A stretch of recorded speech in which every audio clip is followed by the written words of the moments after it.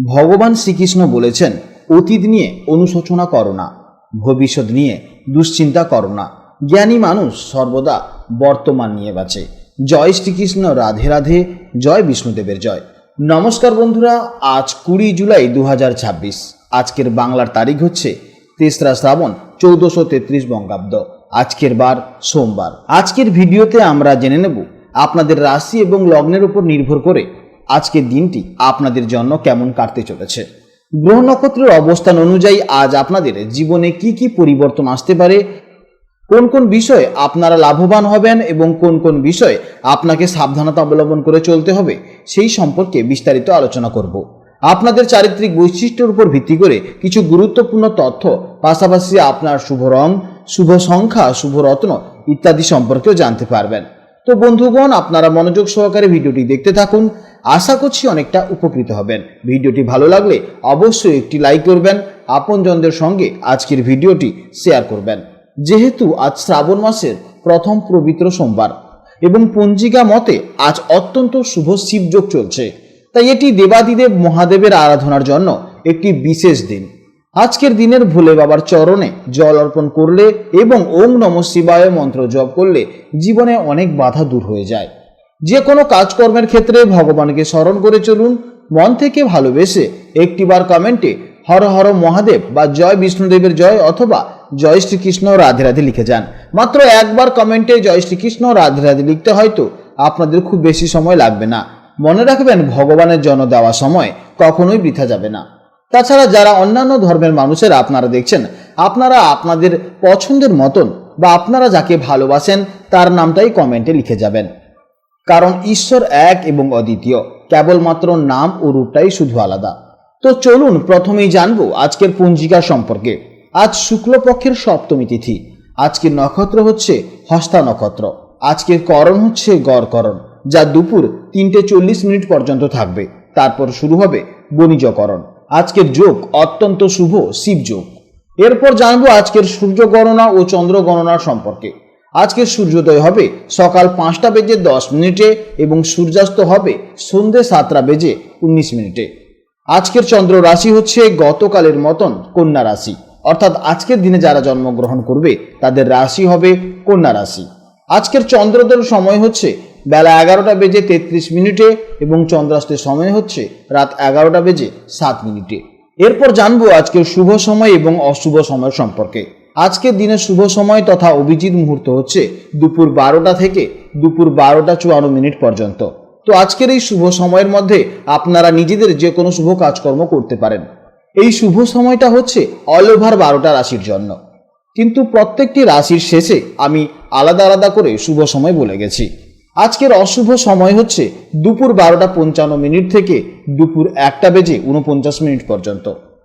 এই সময়ের মধ্যে কোনো ভালো কাজকর্ম করবেন না এবং এই সময় আপনারা একটু সাবধানে থাকবেন।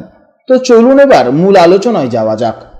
জয় শ্রীকৃষ্ণ, রাধে রাধে, জয় মা লক্ষ্মীর জয়। জেনে নেব এবার রাশিচক্রের 4র্থতম রাশি, অর্থাৎ অত্যন্ত সংবেদনশীল, কল্পনাপ্রবণ, যত্নশীল এবং পারিবারিক বন্ধনে আবদ্ধ থাকা রাশি কর্কট রাশির জাতক এবং জাতিকাদের জন্য আজকে দিনটি কেমন যাবে।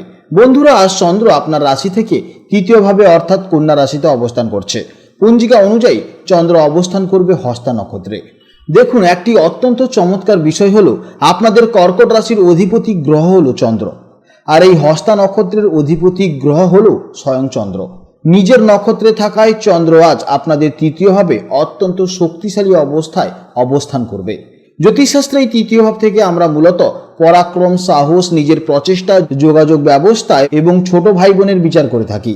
আজ চন্দ্রের এই শক্তিশালী প্রভাব আপনাদের প্রচেষ্টাকে সার্থক করবে এবং যোগাযোগের জায়গাগুলোকে দারুণভাবে মজবুত করবে।